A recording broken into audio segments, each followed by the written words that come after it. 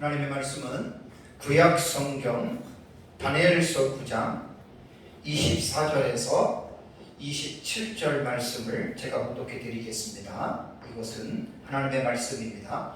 내 백성과 내 거룩한 성을 위하여 이른 이래를 기한으로 정하였나니 허물이 그치며 죄가 끝나며 죄악이 용서되며 영원한 의가 드러나며 환상과 예언이 응하며 또 지극히 거룩한 이가 기름 부음을 받으리라. 그러므로 너는 깨달아 알지니라. 예루살렘을 중건하라는 영이 날 때부터 기름 부음을 받은 자 곧 왕이 일어나기까지 7이레와 62이레가 지날 것이요 그 곤란한 동안에 성이 중건되어 광장과 거리가 세워질 것이며 62이레 후에 기름 부음 받은 자가 끊어져 없어질 것이며 장차 하나님의 백성이 와서 그 성읍과 성소를 무너뜨리려니와 그의 마지막은 홍수에 휩쓸림 같을 것이며 또 끝까지 전쟁이 있으리니 황폐할 것이 작정되었느니라. 그가 장차 많은 사람들과 더불어 한 이래 동안에 언약을 굳게 맺고 그가 그 일의 절반에 제사와 예물을 금지할 것이며 또 포악하여 가증한 것이 날개를 의지하여 설 것이며 또 이미 정한 종말까지 진노가 황폐하게 하는 자에게 쏟아지리라 하였느니라 하니라. 아멘. 요한계시록은요, 지금 요한계시록 또 설교를 계속 지금 이어가고 있습니다. 이번에 제가 하는 설교는 요한계시록을 기록된 순서대로 제가 설교를 하는 것이 아니고 내용상으로 볼 때, 내용상 구조로 볼 때 요한계시록을 연대기적인 순서로 지금 제가 설교를 하고 있습니다. 그래서 우리가 보고 있는 요한계시록을 해석하는 신학적인 기전은 구약성경 다니엘서 9장 오늘 읽어드린 24절에서 27절에 나오는 70일의 계시 부분에 우리가 기저를 두고 있다라고 분명하게 우리는 신학적 입장이 있습니다. 그래서 이제 이러한 차원에서 구약성경에 기록된 71회의 계시와 그 다음에 요한계시록에 기록된 내용을 연계시켜서 우리는 종말론에 대한 부분을 해석한다라고 제가 말씀을 드렸습니다. 이제 요한계시록은 문학적인 장르로 볼 때 묵시적인 형태로 기록이 되어졌다 그랬잖아요. 그래서 대부분이 상징적인 요소들을 많이 썼고 일반 사람들이 볼 때 거의 이제 표면적으로는 그 뜻을 이해하기가 힘든, 그래서 이제 그 묵시적인 형태로 이제 기록이 되었다라고 제가 말씀을 드렸습니다. 그래서 요한계시록은 사실 무조건 읽는다고 요한계시록이 이해가 되지 않습니다. 이것은 전천년도 마찬가지고 무천년도 마찬가지고 세대주의도 후천년도 마찬가지입니다. 그래서 요한계시록을 올바르게 우리가 이해하기 위해서는 기본적으로 공부해야 할 선행 학습을 해야 할 지식들이 반드시 있다라고 하는 이 부분을 꼭 기억을 해야 됩니다. 그래서 몇 달 전에 제가 저희 교회에서 이제 요한계시록을 어떻게 읽어야 하느냐, 그래서 요한계시록 독법에 대해서 약 20시간에 걸쳐서 제가 설교를 했는데 이 내용이 책으로 이제 나올 예정입니다. 여러분 기도해 주셔서 제가 또 원고를 잘 정리할 수 있도록 그렇게 기도해 주시면 감사하겠습니다. 요한계시록은요, 이제 신약 성경 보면 이제 구약 성경은 신약 성경인데 성경 한 권으로 묶어놓은 성경으로 볼 때는 요한계시록은 신약 성경의 맨 마지막에 위치하고 있는 책입니다.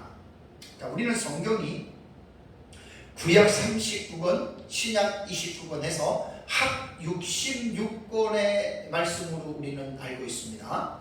근데 이 한 권으로 묶여졌지만 성경은 66권인데 성경은 개개의 각각의 한 권씩 이렇게 각자가 독립되어 있는 책이지만 놀라운 게 뭐냐면 이 모든 성경은 통일성의 구조를 가지고 있다라고 하는 것을 여러분들이 꼭 잊어서는 안 됩니다. 이 통일이라고 하는 우리말의 사전적인 의미를 보면 통일이라고 하는 이 단어는 명사입니다. 명사인데 보통 세 가지의 뜻을 이야기를 하는데 상당히 일리가 있어요. 뭐냐면 첫 번째는 나누어진 것들을 합쳐서 하나로 만든다라고 하는 것이 통일의 의미예요. 그러면 우리말의 의미를 통일성, 성경은 통일성이 있다라고 하는 말은 성경이 구약 39권, 신약 26권을 66권을 합쳐서 하나의 주제, 하나의 일관성이 있는 이러한 주제로서 성경을 통일성 있게 보지 못하면 큰일 납니다.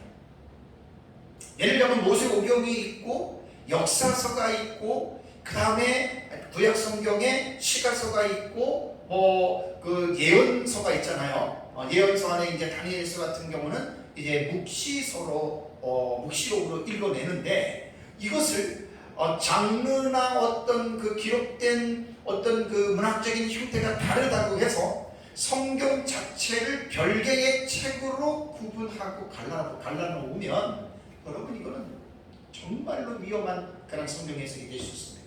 그래서 성경은 이 모든 것들을 합쳐서 하나로 일관성이 있는 하나님의 나라라고 하는 대전제의 주제로 합쳐서 성경을 읽어낼 수 있어야 돼요. 그 다음에 이 하나님의 나라의 사상이 죄악된 이 세상에서 구원을 이루는 구속사라고 하는 관점으로 창세기부터 계시록을 66권을 하나로 합쳐서 읽어내야 된다라고 하는 것이 성경의 통일성이라고 여러분 이렇게 말을 합니다. 물론 개혁주의 성경관에서는 성경의 통일성을 많이 강조하고 있습니다. 제가 우리말의 의미로 여러분들에게 다시 설명을 드리는 겁니다. 그래서 우리말 사전에는 삼국 통일, 그 다음에 남북이 통일되기를 기원을 하다. 그러니까 나누어진 것을 합쳐서 하나로 만드는 것. 상당히 우리말의 통일이라고 하는 말에 의미가 있습니다. 이 철학적인 어떤 의미로서는요, 통일이라고 하는 단어가 다양한 여러 요소가 어떠한 점에서 합치하여 하나의 전체에 같이 소속하는 관계, 철학적인 용어에서 통일이라고 하는 의미를 이렇게 쓴다는 거예요. 그러니까 제가 지금 설교를 준비하면서 통일성이라고 하는 이 단어의 의미를 들어가 보니까 너무너무 참 기가 막힌 표현이에요. 그래서 성경 66권을 각 시대마다 일어난 그 시대가 다르고 주제가 다르지만 놀랍게도 이 성경은 창세기부터 계시록 66권을 합쳐서 하나의 전체에 같이 소속하는 관계, 조금 전에 표현한 그대로입니다. 다음에 세 번째는 통일이라고 하는 이 단어는요, 서로 다른 것을 같거나 일치되게 맞춥니다. 그러니까 55경과 역사서와 시가서와 예언서, 사복음서와 서신서와 역사서와 그 다음에 묵시서, 이렇게 이제 구약과 신약 성경을 우리가 구분할 수 있잖아요. 그러니까 겉으로 볼 때는 서로가 이것이 다르지만은 이것을 일치되게 아까 말씀드린 대로 하나님의 나라의 사상과 구속사의 관점에서 일치되게 맞추는 것은 성경을 연구하는 연구자들, 특히 목회자들이 이 성경을 통일성 있게 접근을 해서 통일성 있게 이 말씀을 잘 연결시키는 것이 설교자가 가장 해야 할 중요한 이제 사명이라고 하는 것을 기억을 해야 됩니다. 그러므로 구약 성경과 신약 성경은 별개인 것 같지만 상호 연계되어져 있다라는 말입니다. 연계라고 하는 우리말의 뜻은 서로 밀접하게 관련성을 가지고 있는 거예요. 그러니까 예수 그리스도의 탄생 이전에 기록된 구약과 예수님 탄생 이후에 약 100여 년 동안 신약 성경이 기록된 이 내용은 밀접한 관련이 있는 것이지 이것이 별개가 아니라는 것이에요. 그래서 신약 성경을 해석하거나 구약 성경을 해석할 때는 절대로 두 개를 가르면 안 됩니다. 이 두 개가 상호 연계가 되어져 있기 때문에 구약을 할 때는 신약 성경을 볼 때는 구약 성경을 조화롭게 연결시켜서 여러분 이제 성경을 공부해야 됩니다. 제가 왜 서론에서 이런 부분들을 말씀을 드리냐면 우리가 지금 공부하고 있는 것이 요한계시록이잖아요. 요한계시록을 이해하기 위해서는 절대로 요한계시록만 가지고는 요한계시록 이해할 수 없습니다. 참 아이러니하게도 어떤 요한계시록을 연구하는 분이 구약 성경은 하나도 언급하지 아니하고 요한계시록만 가지고 목회자들을 가르치는 그 요한계시록 학교로 했다 그래요. 저는 사실 이해가 안 됩니다. 그는 전혀 통일성이라고 하는 성경의 통일성이 위배되죠, 그렇죠? 위배되는 거예요. 그거는 요한계시록을 절대로 올바르게 읽어낼 수가 없습니다, 여러분. 그거는 반드시 요한계시록은 구약 성경과 연계가 되어져 있기 때문에 구약 성경의 사상으로부터 시작해서 요한계시록은 사실 어떻게 보면 하나님의 나라 사상으로 볼 때는 하나님의 나라의 사상, 하나님의 나라가 완성이 되는 거고, 구속사적인 측면으로 볼 때에도 요한계시록에서 구속사가 종결된다라고 여러분 보셔야 되는 거예요. 근데 요한계시록을 공부하면서 구약 성경에 대한 것들을 일체 언급하지 않고 요한계시록만 가지고 만약에 설교를 했다면 그 설교자는 요한계시록을 알지 못하는 무매한 자라고 생각하는 것이 여러분 딱 맞습니다. 전천년이든 무천년이든 똑같습니다. 그래서 성경은 통일성이라고 하는 이 주제를 가지고 성경을 구약과 신약 성경이 인볼브되어 있다라고 하는 이 사실을 결코 잊어서는 안 됩니다. 종말론의 내용을 담고 있는 이 요한계시록은요, 구약 성경의 종말론과 말씀한 대로 깊이 연결되어져 있어요. 그래서 구약 성경에서는 종말에 대한 이 부분들이 물론 창세기서에서도 종말에 대한 부분이 나오고요, 그 다음에 역사서에서도 나옵니다. 특히 선지서에서는 종말에 대한 내용들이 선지서에서는 많이 나와요. 그래서 그 중에서 특별히 구약 성경의 묵시록으로 불리우는 다니엘서는 요한계시록을 이해하기 위해서 다니엘서를 모르면 절대로 이거는 요한계시록을 말할 수 없다라고 할 정도로 이제 구약 성경의 다니엘서는 정말로 너무너무나 중요한 이제 그러한 위치에 있다라고 하는 것을 기억해야 됩니다. 어떤 분이 이런 말을 했어요. 구약 성경과 신약 성경의 종말론의 관계를 말을 할 때 제가 여러분들에게 수십 번 말씀을 드렸습니다. 생선의 비유를 들었습니다. 생선이 머리 부분이 있잖아요. 이 머리 부분이 이제 구약 성경의 다니엘서로 말하고, 몸통 부분을 사복음서라고 얘기를 합니다. 사복음서. 예수님 말씀하신 사복음서 선지서로 얘기를 하고, 꼬리 부분은 뭐냐면 요한계시록으로 이렇게 말을 하더라고요.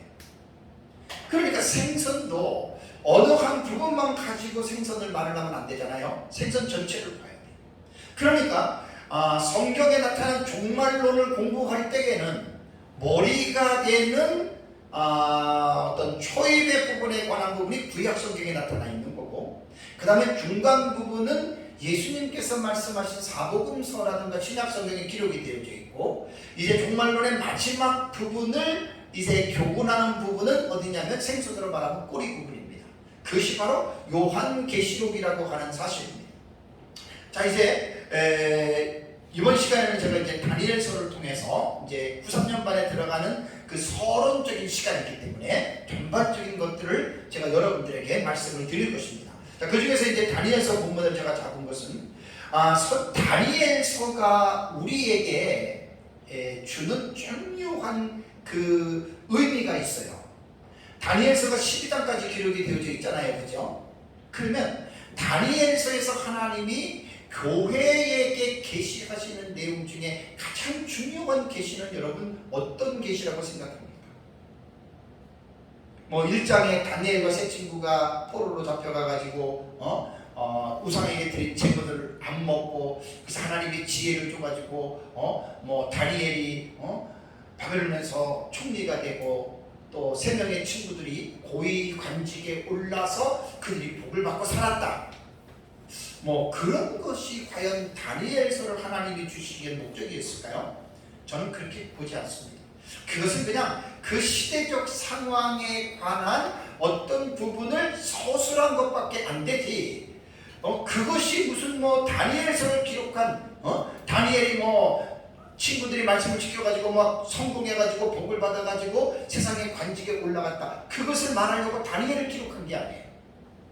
늘 말씀드리지만 다니엘서에 보면 가장 중요한 것이 2장과 7장과 8장과 9장과 11장과 12장에 기록된 환상과 그 환상에 대한 예언이 사실 다니엘서에 기록한 가장 중요한 여러분 목적입니다. 그래서 다니엘서 2장과 7장과 8장과 9장과 11장과 12장의 내용을 모르면 다니엘서가 무엇을 말하는지에 대해서 그 사람은 설교자는 모르는 거예요.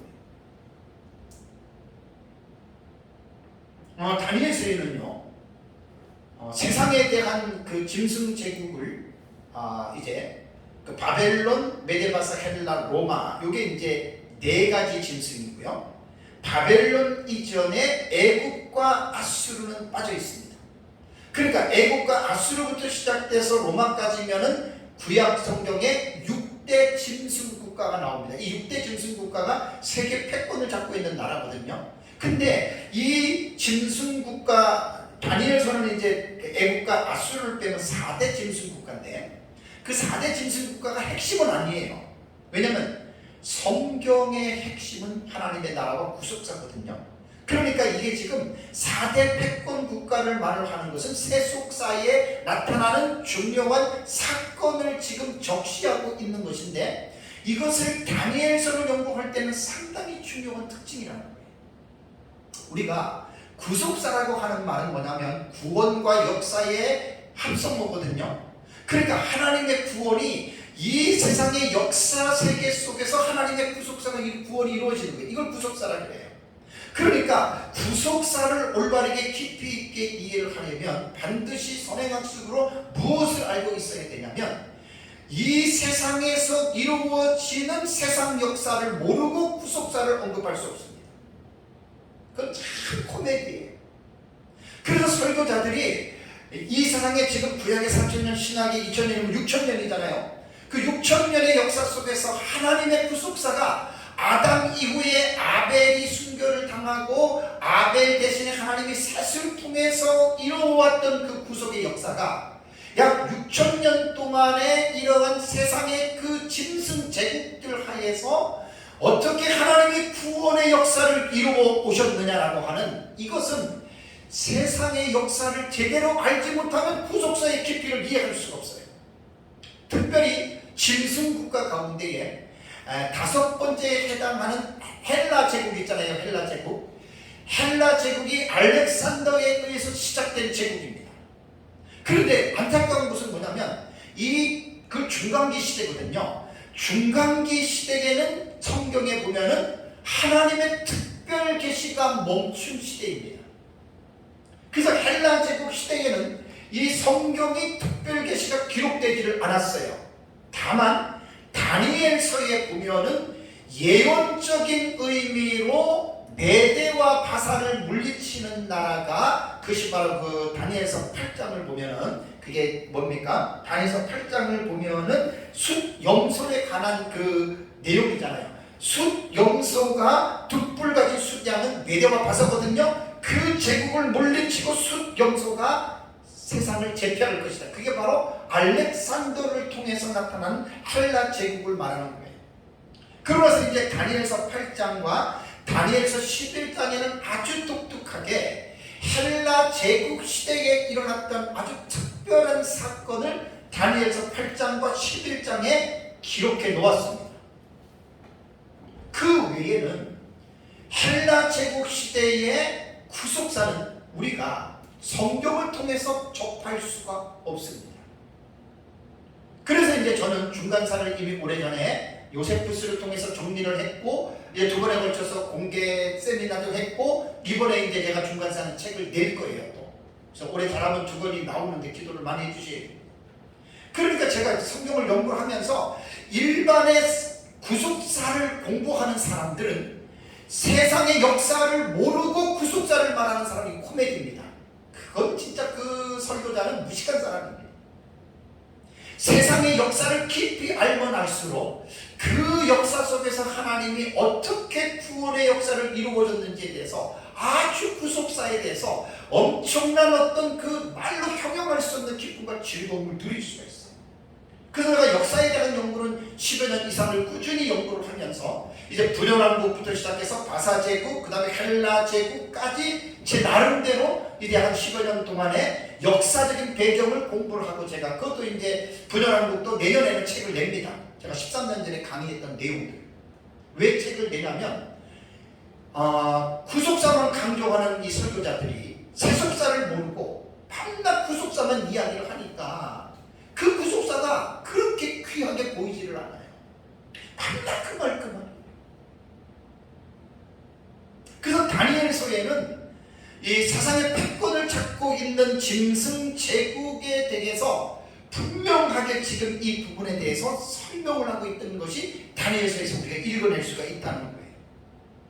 다니엘 시대의 짐승 국가는 주전 612년에 아수르를 물리치고 제압한 나라가 신바벨론 제국입니다. 신바벨론 제국은 한 7, 80년의 역사를 이제 하다가 결국 메대와 바산에 의해서 바벨론이 멸망을 하죠. 그러니까 다니엘의 시대에는 이 신바벨론이 애국과 아수르에 이어서 세 번째 짐승 국가의 반열에 올라간 나라다. 신바벨론은 그렇게 생각을 해야 됩니다.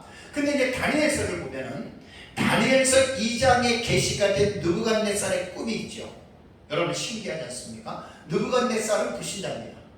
근데 하나님이 불신자에게 앞으로 일어날 세상의 계시를 꿈을 꾸게 하고, 놀라운 것은 느부갓네살이 그 꿈이 무슨 꿈인지도 모르는데 다니엘을 통해서 그 꿈을 해석하게 해주잖아요.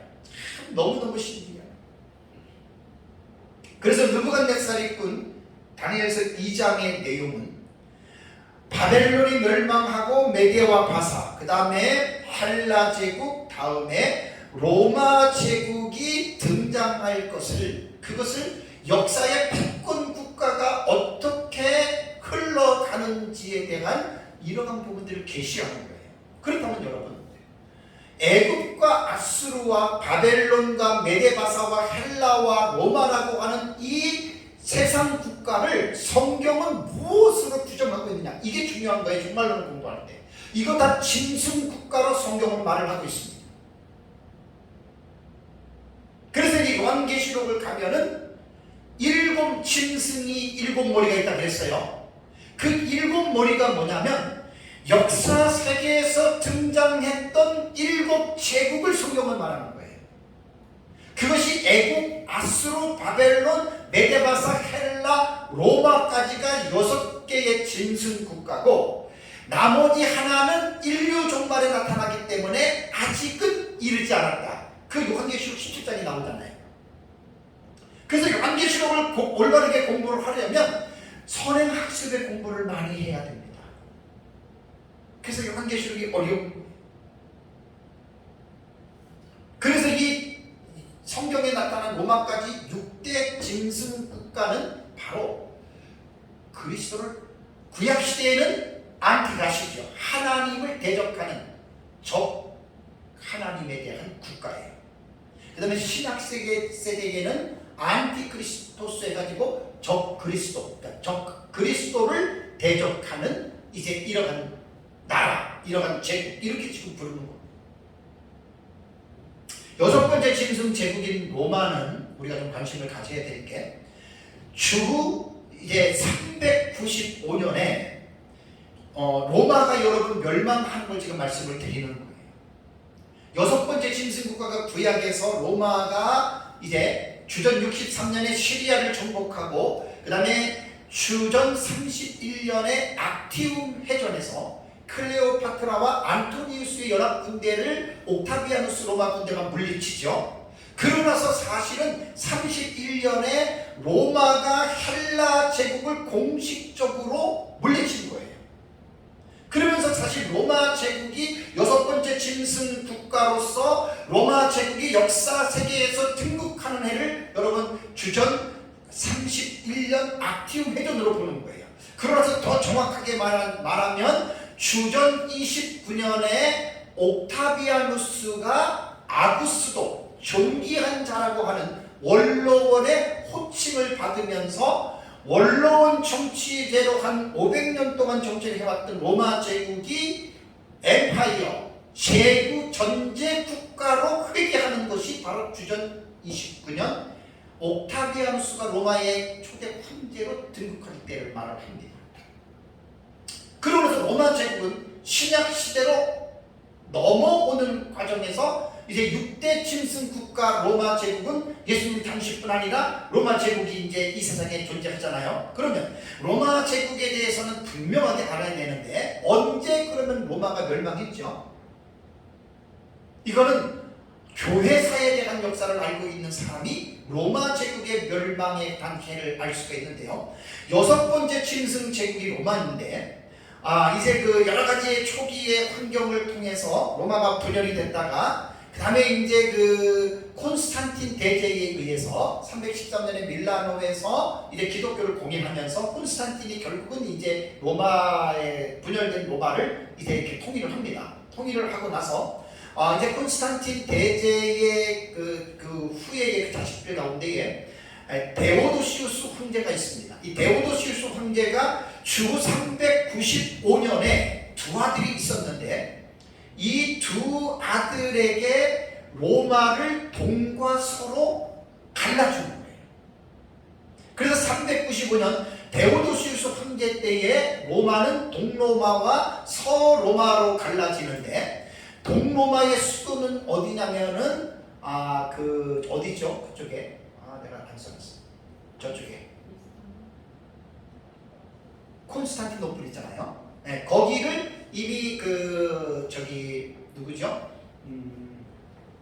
콘스탄틴이 그 콘스탄티누스라고 하는 그 동로마 쪽에 큰 도시를 세워놨어요. 자기가 이제 로마를 통일하고 나서 이제 거기가 이제 동로마의 수도가 되고 서로마는 이탈리아에 있는 로마 그 위치가 지금 됩니다. 근데 이 둘이 로마가 동서로마로 갈라지면서 서로마는 한 80년이 지난 다음에 476년에 독일의 겔트족에 의해서 야만인들이죠. 그들에 의해서 476년에 이 서로마는 멸망하고 말아요. 그런데 동로마는 멸망하지 않고 계속해서 문명의 꽃을 피우면서 동로마는 계속해서 번성을 하다가 1453년에 터키에 의해서 동로마가 멸망을 합니다. 그러면 6번째 짐승 국가인 로마의 멸망의 시점을 언제로 봐야 되냐면 주후 1453년에 6대 짐승 국가인 로마가 멸망하는 것으로 종말론적인 입장에서는 분명하게 규정을 해야 됩니다. 그러면서 다니엘서에는 인류 종말의 마지막으로 등장하는 이제 7번째 짐승 국가가 출현할 것에 대해서 예언을 하고 있는데 그때는 언제인지 알지를 못해요. 그래서 이제 다니엘서를 깊이 있게 연구를 하면 다니엘서 2장에서 7번째 제국에 대한 예시가 나옵니다. 그것이 뭐냐면 느부갓네살이 꿈을 꾸었을 때 4대 제국으로 보는 경우가 무천년의 종말론의 해석이고 4제국이 아니라 5개의 제국으로 보는 것이 역사적 전천년의 해석법입니다. 그래서 이 종말론을 공부할 때에는 신학적 입장에서 대립이 되기 때문에 이것은 하나만 알고 하나만 주장하지 말고 같이 알아두는 사람이 성경을 가장 폭넓게 아는 사람입니다. 그리고 내 것만 옳고 나와 다른 너는 틀리다라고 말하는 사람들은 정말 그 사람은 잘못된 사람입니다. 자기 것에 대한 확신은 같대 내 것만 옳고 너는 틀리다라고 말하는 사람들은 영적으로 교만하거나 정신적인 문제가 있는 사람입니다. 이건 신학자든 박사든 목사든 성도든 똑같이 포함이 됩니다. 아주 조심해야 됩니다. 그래서 7번째 짐승 국가에 대한 예고는 우리 역사적 전천년 입장에서 종말론을 풀어가기 때문에 느부갓네살이 본 꿈에서 머리, 그 다음에 가슴 있지요, 그 다음에 배와 넓적다리 있지요, 3번째 국가, 다음에 4번째 국가를 무천년에서는 종아리 밑으로 발까지를 4대 제국 로마로 보지만 우리는 종아리 따로 발 따로를 보는 거예요. 이거 신학적 입장이 다른 거예요. 그래서 우리는 발에 해당되는 제국을 5번째 제국으로 보고 이 5번째 제국은 언제인지는 알지는 못해요. 언제인지는 알지는 못하지만 10발가락을 우리는 10개의 나라가 연합적인 나라로 이루어질 것이다 라고 하는 그런 추정을 할 뿐입니다.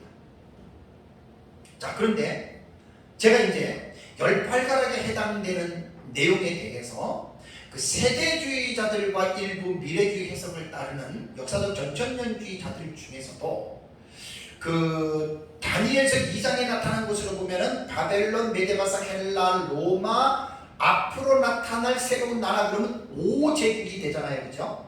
애굽부터 시작하면은 애굽 아수르에서 7번째 제국, 이래서 7제국이라고 말을 하는 거예요.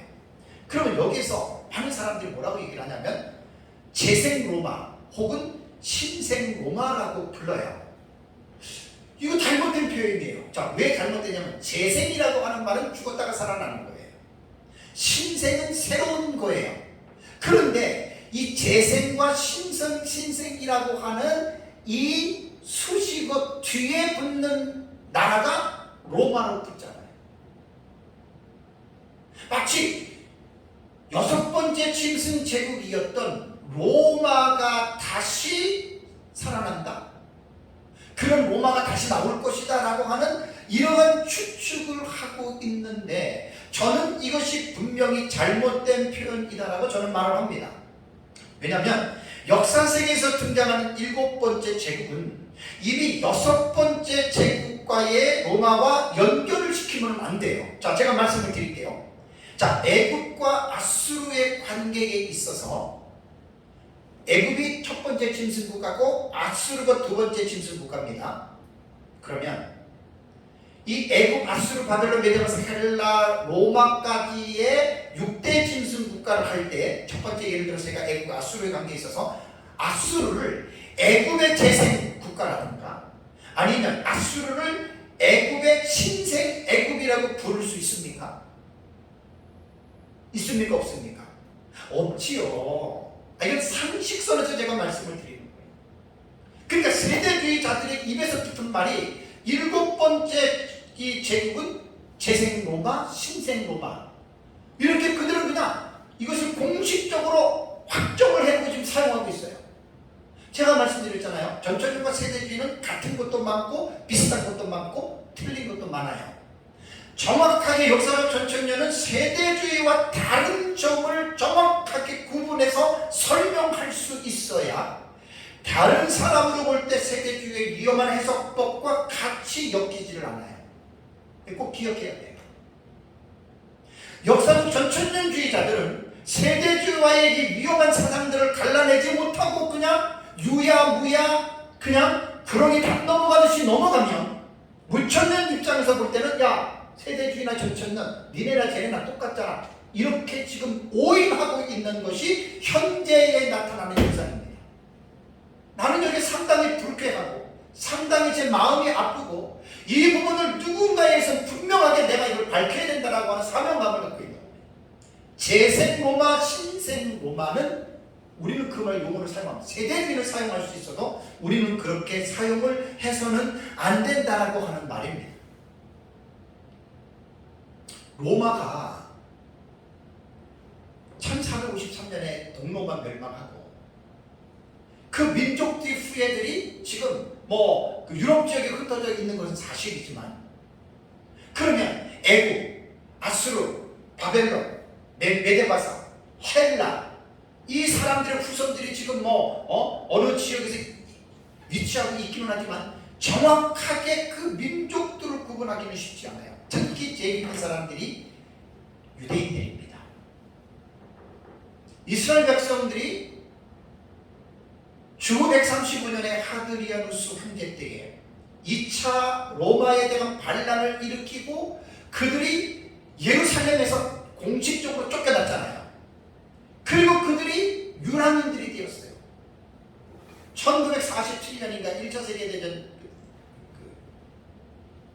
이후에 그들이 2차 세계대전 이후에 그들이 다시 고국으로 돌아온 것은 그건 기적 중의 기적이에요. 근데 그들이 와도 12지파의 혈통을 지금 이스라엘에서 구분할 수 있습니까? 못합니다. 그래서 저는 7번째 국가는 재생 로마, 신생 로마라고 하는 것을 역사적 전천년은 사용을 하면 안 됩니다. 그냥 7번째 제국이 나타날 것이다. 이렇게만 말을 해야지 됩니다. 그래서 다니엘서 2장에 나타난 그 국가에 대해서는, 이 우상에 대해서는 네 나라로 보느냐 다섯 나라로 보느냐는 이제 신학적 입장에서 갈라지기 때문에 우리 역사적 천천히는 다섯 나라로 해서 발에 해당되는 나라를 인류 종말에 등장하는 짐승 제국이다라고 우리는 말을 합니다. 그래서 신생 로마, 재생 로마라고 하는 용어는 우리는 쓰면 안 된다라고 하는 것 역사적 천천히는 꼭 기억을 해야 됩니다. 그래서 다니엘서를 연구하다 보면 인류 종말에 등장하는 7번째 짐승 국가에 대해서 아주 매우 높은 비중을 두고 기록을 했습니다. 특히 다니엘서 2장과 7장과 8장과 9장과 11장과 12장에는 이 내용의 핵심이에요. 목적은 하나님의 나라와 구속사의 완성인데 그 이 세속사 속에서 나름대로의 메인 스트리트를 걷고 있는 제국들, 바벨론, 메데바사, 헬라, 로마, 앞으로 나타날 이 제국들에 대해서 특히 마지막 번에 나타날 그 제국을 통치할 왕이 누구 있고 그 왕을 통해서 예수님 재림 직전에 인류 종말에 나타나는 대환란, 그 환란을 기술한 것이 다니엘서의 목적이에요. 참 안타까운 것은 부천년의 종말론은 사실은 뭐 웬만한 거 그냥 다 구약시대에 이루어진 것으로 넘깁니다. 그러니까 이게 신학적 입장이기 때문에 논쟁할 필요도 없어요. 싸울 필요도 없어요. 그냥 부천년 그렇게 보라고 하면 돼요. 우리는 역사적 전천년 입장에서 미래주의로 해석을 하기 때문에 우리는 이 내용을 미래적으로 끌고 가서 인류 전 역사에 나타나는 그 시츄에이션에 맞춰서 우리는 해석을 하기 때문에 이 역사적 전천년은 나는 너무나 정확하고 분명하다고 하는 자부심을 갖고 있습니다. 그냥 막무가내로 제가 종말론 연구한 게 아니에요. 역사적인 정황들을 다 가지고 와서 그 역사의 정황 속에서 앞으로 나타날 미래에 일어날 이 사실에 대해서 제가 지금 성경을 연구하고 지금 책을 쓰고 지금 제가 가르치고 있는 것입니다. 그래서 다니엘서에는 2장과 7장과 8장과 9장과 11장과 12장은 이게 웬만한 설교자들이 역사의 배경에 대해서 좀 이렇게 무지하고 뭐 종말에 대한 관점이 없으면 사실 이 성경을 그렇게 중요하게 여기지 않습니다. 이제 제가 내는 중간사 책을 나오신 거 보시면 이제 그 다니엘서 11장 같은 경우 아주 그 중간기 시대에 아주 정확한 주제가 11장이 다 들어갑니다. 아마 지금까지 나온 신구약 중간사 책에서 다니엘서 11장 전장을 주의한 책은 세계적으로 하나도 없습니다. 그러니까 다니엘서 주석이 있고, 그러니까 제가 쓰는 중간사에는 그 정확한 정황들을 시대에 맞춰가지고 다니엘서 11장을 제가 다 깊이 있게 주의를 제가 해 나갑니다. 그럼 여러분들이 좀 보시면 이제 그 책을 통해서도 분명히 알 수가 있습니다. 그러니까 다니엘서에 나타나는 가장 중요한 내용은 세속사의 중심으로 볼 때는 7번째 제국이 인류 종말에 등장해서 그로 말미암아 당하는 전 세계의 대환란. 이 대환란은 무천년도 마지막에 천년왕국 이후에 마귀가 풀려나서 세상을 미혹해서 대환란이 일어날 것이다. 이거는 똑같아요.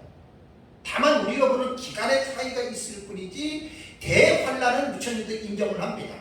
사실 무천년은 우리 역사적 천년에서 대환란을 배우면 엄청난 내용들을 사실 배우는데 많은 사람들이 그렇게 하지 않아요. 왜 그런지 아세요? 내 것만 옳다고 생각하는 사람은 절대 안 배웁니다.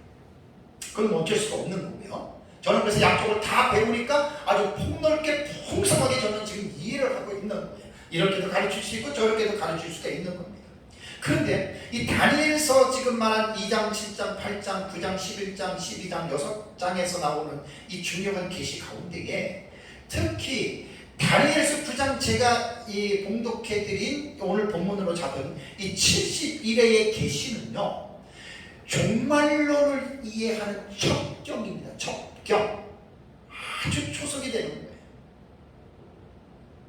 근데 이제 다니엘서 9장에 나타난 71회의 계시는 제 책 1부에 100여 페이지 정도 집어넣은 것 중에서 종말론 학파마다 해석이 다양해요. 다양할 때에는 싸울 필요 없고 내 것만 옳다고 고집하면 안 돼요. 이것은 철칙이에요. 그러면 제가 다니엘서 71회에 나타나는 계시는, 제가 이제 이것도 공개 세미나도 하고 제 책에도 들어가 있는 내용인데, 제가 71회를 24절부터 27절까지 제가 읽어드렸잖아요. 그러면은 여러분, 다니엘서 9장에 나타난 이 71회를 어떻게 보느냐가 제일 중요합니다. 제 책에 나온 일부에 읽어보면 아마 깊이 있게 제가 그 연구를 해놓은 거기 때문에 우리 역사적 전천년 입장에서 제 책이 일부의 71회만큼 사실 폭넓게 드러낸 논문들은 거의 없습니다. 역사적 전천년 입장이라 그랬어요. 우리가 그런 입장에서. 그래서 이제 그 다니엘서 그 9장 71회는 여러분들에게 내가 많이 설교를 했지만 다시 한번 정리를 하면, 내 백성과 내 거룩한 성을 위하여 이른 이래로 기한을 정하였나니라고 24절에 나오잖아요. 요 내용이 뭐냐면 71회는 언제 시작하느냐, 여기 보면은 주전 445년이 어떤 해냐면 아닥사스 왕 20년 때에 포로지에 있는 이스라엘 백성들에게 영을 내립니다. 어떤 영을 내리냐면, 이스라엘 백성들을 너희들은 고국으로 돌아가서 무너진 성을 중건해라. 이 성 중건령이에요. 그래서 9장 24절을 보면은, 여기에 보면은 이제 25절을 보면은 예루살렘을 중건하라는 영이 날 때부터가 70일에가 카운트다운이 되는 거예요. 그래서 그때를 학자들마다 제 책을 보면은 자유주의, 무천년, 후천년, 세대주의 해가지고 다 보는 시점들이 있는데, 우리는 이때를 445년 3차 포로 귀환 때에 느헤미야를 중심으로 이스라엘 백성들이 고국으로 돌아가지요. 이것이 70일에 우리 스타트로 보는 거예요. 카운트다운을 보는 거예요.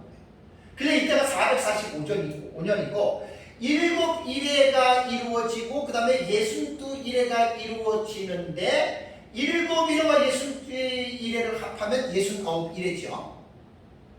하루를 1년으로 계산하면은 77에 49, 490년이라고 그랬어요. 자, 이건 뭐 설명을 안 하겠습니다.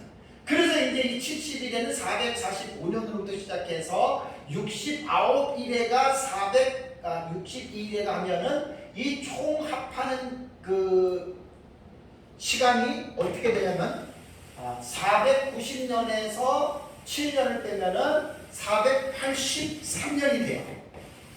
요 69일회가. 그래서 483년이 계산상으로 보면은 주 38년인데, 역사가 잘못 계산된 연도를 빼버리면은 6년 빼면 32년경. 이때가 뭐냐면 예수님의 공생의 사역 즈음이 이때라는 말이에요. 그래서 7일회와 62일회는 예수님의 공생의 사역을 시점으로 끝나고, 가장 중요한 게 뭐라 그랬죠? 나머지 한일회. 한일회가 연속이 되느냐 아니면은 공간의 갭을 두고서 한일회가 이루어지냐. 그래서 우리는 컨티니어스 시오리라고 연속되는 한일회를 우리는 보지 않아요. 우리는 갭 시오리예요. 간격 이론을 우리는 사용을 해서 예수님 재림 직전의 한일회 7년이 나타난다. 이것이 역사적 천천년의 전통적인 해석법이에요. 많은 사람들이 한일회의 해석법을 세대주의 해석법으로 좀 착각하고 있다고 그랬어요. 내 설교나 책에도 여러 번 증명이 됐고, 이번에는 내는 책에도 분명한 역사적인 사실을 근거를 가지고 제가 이 부분은 분명하게 어필을 할 것입니다. 그래서 우리는 이 한일회라고 하는 이 한일회 시점 있잖아요. 요것이 이제 예수님 재림 직전에 한일회가 이제 도달할 것이다 라고 하는 거, 이 해석법의 교회사의 우리 교우들 중에 가장 먼저 이 해석법을 시도한 사람이 이레네우스 히폴리투스입니다. 제 책에 다 있습니다. 근거. 그래서 우리는 종말론을 해석할 때 역사적 조측면은 이제 마구잡이로 해석을 안 해요. 막무가내로 해석을 하는 게 아니에요. 정확한 신학적인 기초와 입장이 뒷받침이 된 가운데에 역사 신학적인 입장에서 자료를 제가 가지고 와서 우리가 보고 있는 이 신학적 입장을 지금 객관적으로 제시하면서 이 종말론의 흐름을 제가 지금 이어가고 있다라고 하는 사실입니다.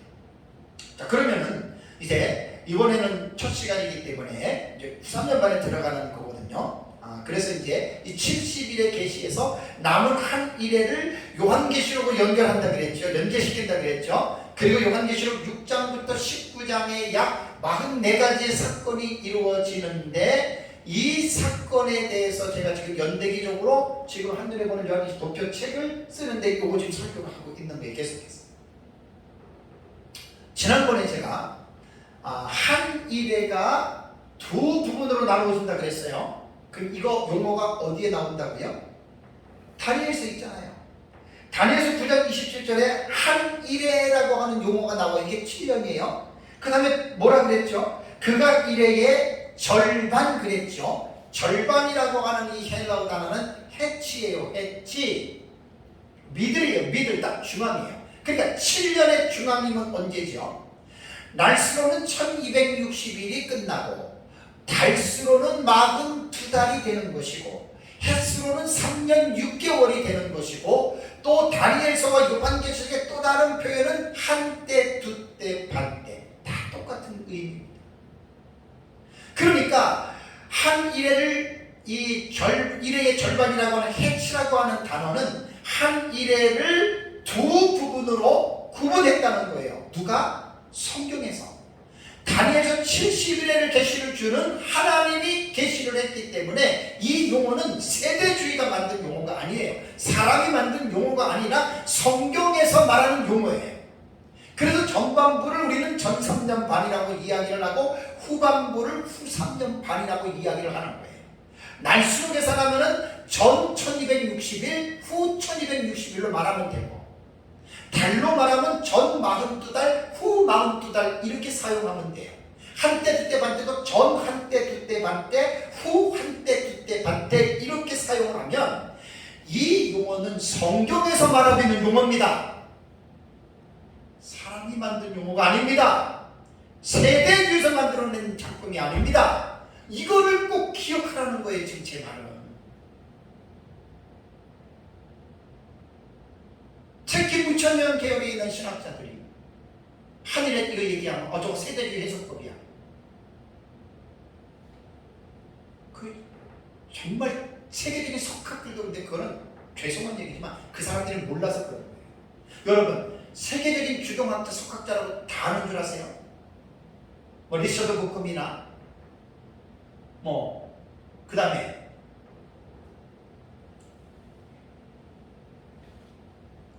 웨스트민스터 신학교의 그레고리 빌 같은 또 데이비드 아운의 오리 같은 그런 세계적인 주경학자라고 그 사람들이 다 아는 줄 아세요? 그렇지 않습니다. 그건 큰 오해입니다. 물론 그분들이 많이 아는 것은 사실이지만 절대로 한 사람이 다 알 수는 없습니다. 한 사람이 다 한다면 그건 교만이고 오만입니다. 그런 유명한 주경학자들도 겸손하게 자기들이 배울 때는 배워야 되거든요. 저는 그분들이 겸손한 분들은 그렇게 하리라고 저는 그렇게 생각합니다. 그러니까 이 한일의 전삼년반, 후삼년반은요 사람이 만든 용어가 아니에요. 성경이 말하고 있는 거예요. 성경이. 다만 세대주의자들이 이 해석법을 즐겨 사용했다 이렇게 말을 하면은 일리가 있지만 한일의 해석법은 성경에도 없는데 이거 세대주의자들이 사용했다 이건 틀린 말이라 그 말이에요. 제 말. 말은 정확하게 표현을 해야 되지 않습니까? 그래서 제가 한일회가 시작되는 시점이 전삼년반이라고 했어요. 전삼년반 도표에 다 있습니다. 오늘 제가 전체적인 윤곽을 하기 때문에 제 설교의 녹화를 전체적으로 좀 멀리 잡은 거예요. 자, 그러면 우리는 계시록 6장부터 19장까지가 약 44가지의 사건이 연대기적으로 이 지금 도표에는 표현을 한 거예요. 이렇게 연구를 하라고 이거 웬만한 사람 절대 못합니다. 이거는 제 스승인 민병성 목사님이 평생 동안 연구했던 내용을 제가 종합적으로 하나로 정리한 도표라고 말을 했어요. 그러면 연대기적으로 볼 때 전삼년반이 시작이 될 때 약 10가지의 사건이 일어난다고 그랬죠. 그죠? 10가지 숫자에 관심을 갖지 마세요. 크게는 3가지라고 그랬어요. 하나님 편에서, 사탄 편에서, 하나님의 심판 편에서 딱 세 가지의 이 상황이 나타나는 거예요. 그것을 6장에서 19장까지 약 10가지로 나타났는데, 첫 번째는 뭐죠?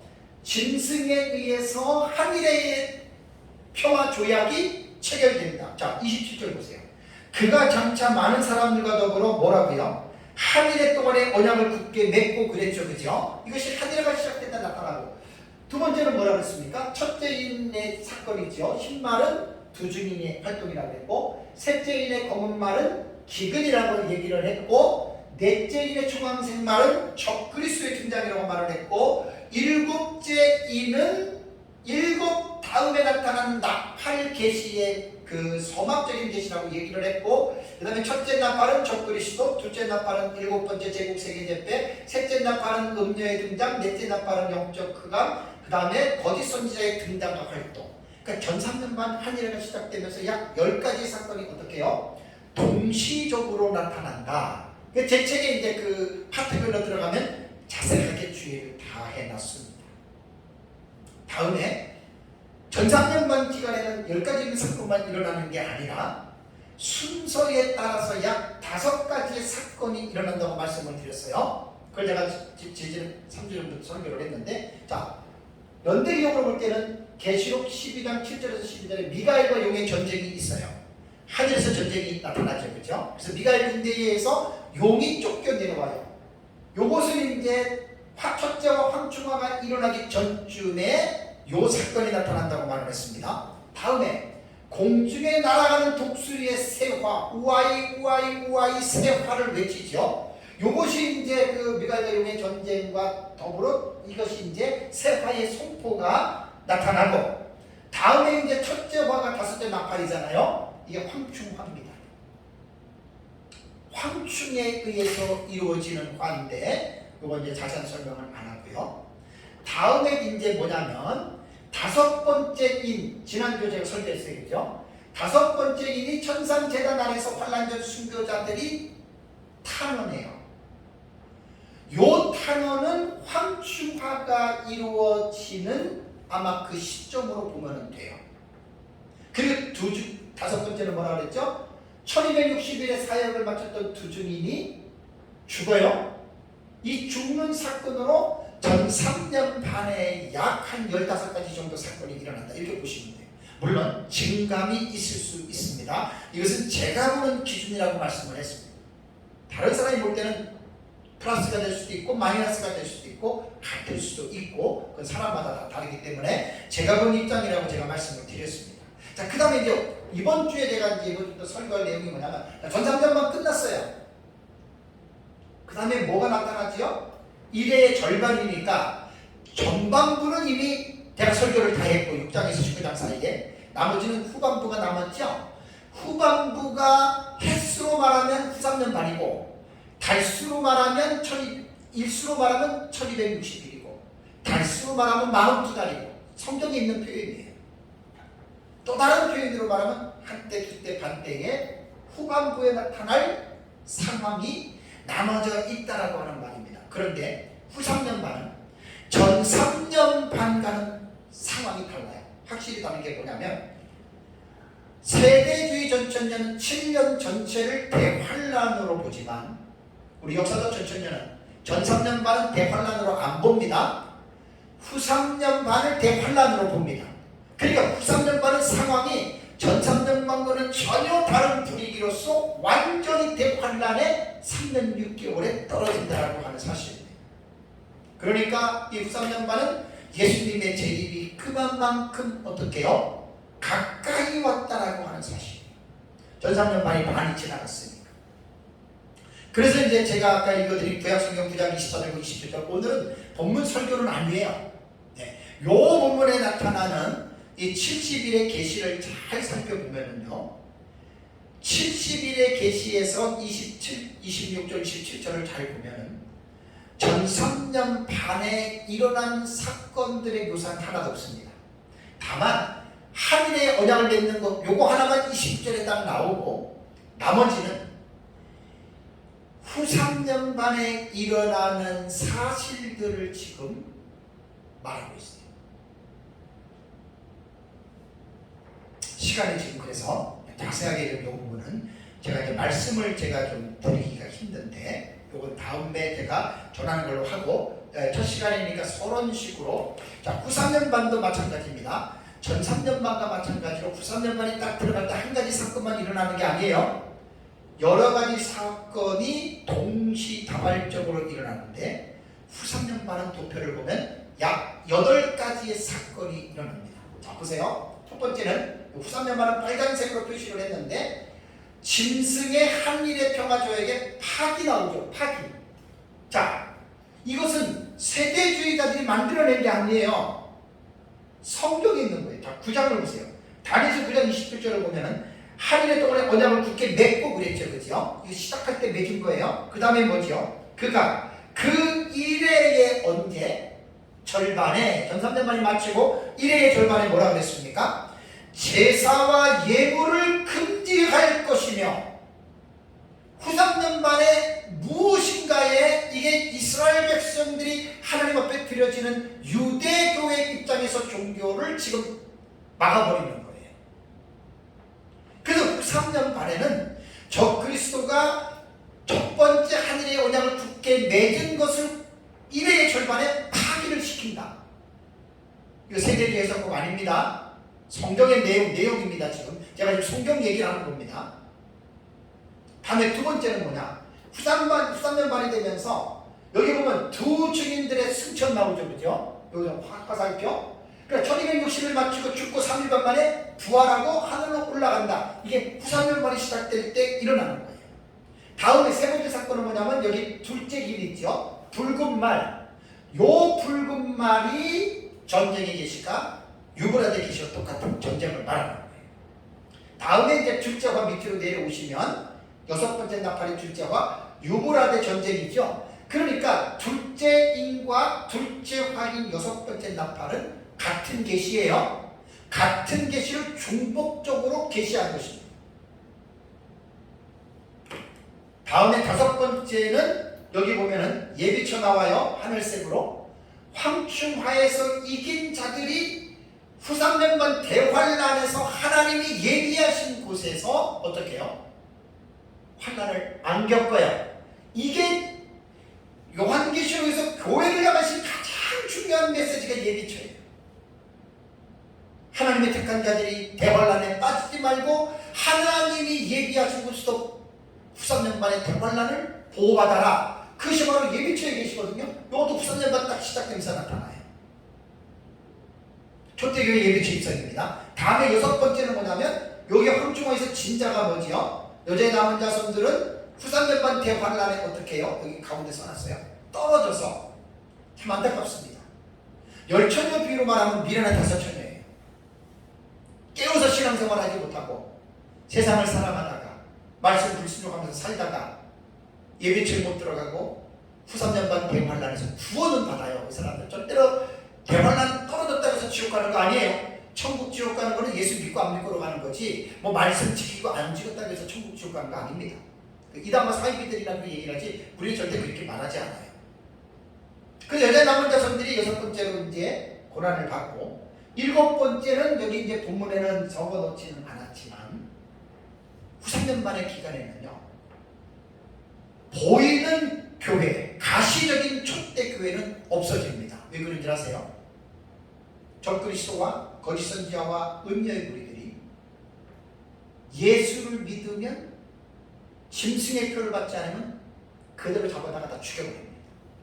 그러니까 이게 눈에 보이는 가시적인 유형교회는 후 3년반에는 볼 수가 없어요. 다만 무형교회는 세계적인 하나의 교회잖아요. 주의 이름으로 믿는 자들이 후 3년반에 적그리스도의 낯을 피해 다니면서 모여서 예배드리고 이거는 해요.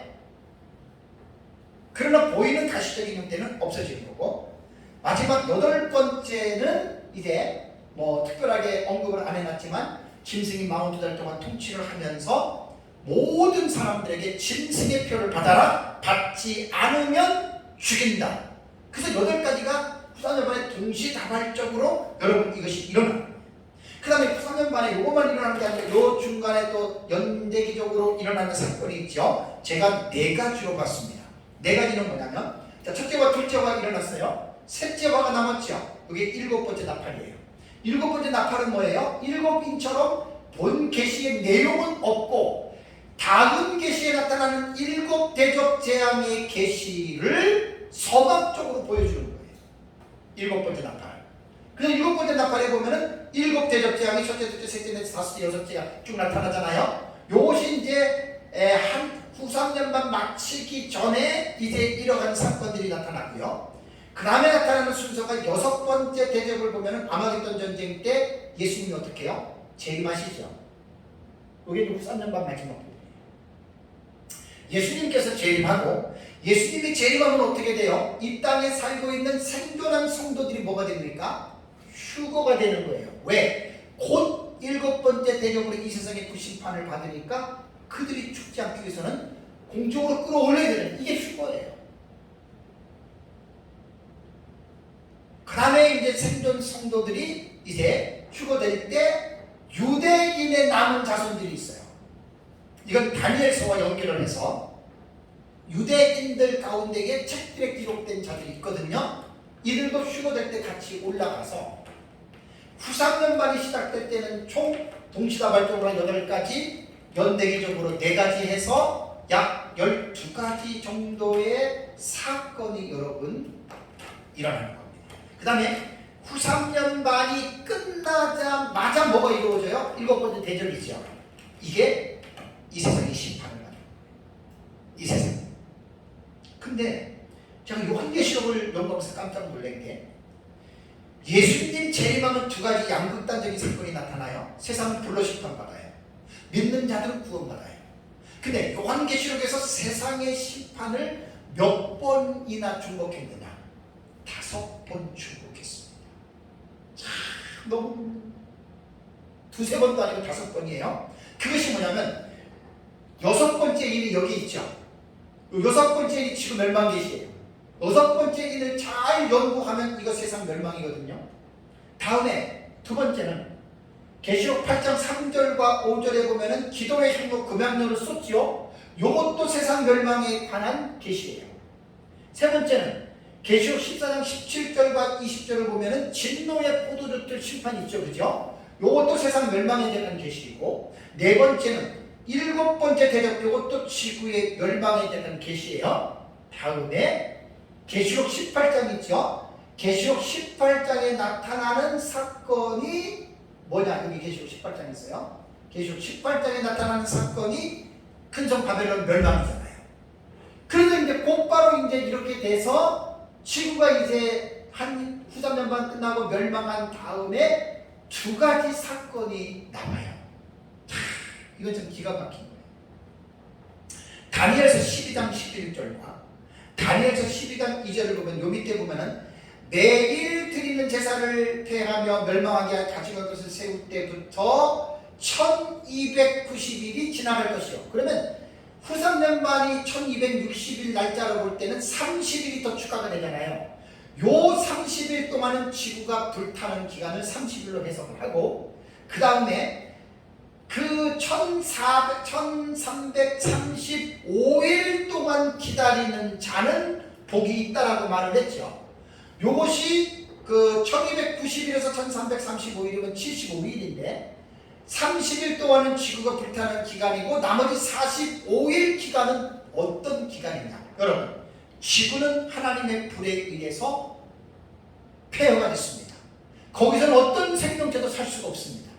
근데 이 땅에서 천년 왕국이 이루어져야 되는데, 그 천년 왕국을 이루기 위해서 하나님은 지구를 어떻게 해요? 리모델링 하는 거예요. 새롭게 재단장하는 거예요. 요 기간 동안을 우리는 45일로 보면 다니엘서 12장 11절과 다니엘서 12장 12절에 1290일과 1335일에 대한 계시가 정확하게 여기에 딱 해당이 됩니다. 그리고 나서 이제 유리바닷가에 올라가 있던 휴거된 사람들이 천년왕국으로 내려오죠. 그래서 이 땅에서 천년왕국이 이루어지고, 천년왕국이 끝날 때에 여기 보면은 사탄이 풀려져서 곡과 마곡이 미혹을 받는 게 도표에 나와요. 곡과 마곡의 미혹을 받고 난 다음에 이제 천연왕국에서 예수님께서 사탄을 심판하지요. 그 다음에 나타나는 게 뭡니까? 새 예루살렘 성이 하늘에서 도래하는 거예요. 그러나서 이제 이때는 이제 이미 천연왕국 끝나고 나서 이제 모든 죽었던 사람들, 성도들이 이때 부활해요. 예수님 재림할 때 성도 부활 안 해요. 그 첫째 부활자 순교자들만 부활해요. 그리고 이제 불신자 신자들이 천연왕국 끝나고 부활하고 그 다음에 이제 천지가 없어지고 크고 힘보다 심판을 통해서 부활체로 천국과 지옥으로 갈라지는 겁니다. 자, 이것이 후 3년 반 이후에 일어나는 중요한 사건들을 제가 지금 이 시간 서론적으로 여러분들에게 말씀을 드리고, 이게 오후 예배부터는 후 3년 반의 8가지 사건 중에 첫 번째부터 제가 또 오후 예배부터 설교를 할 것입니다.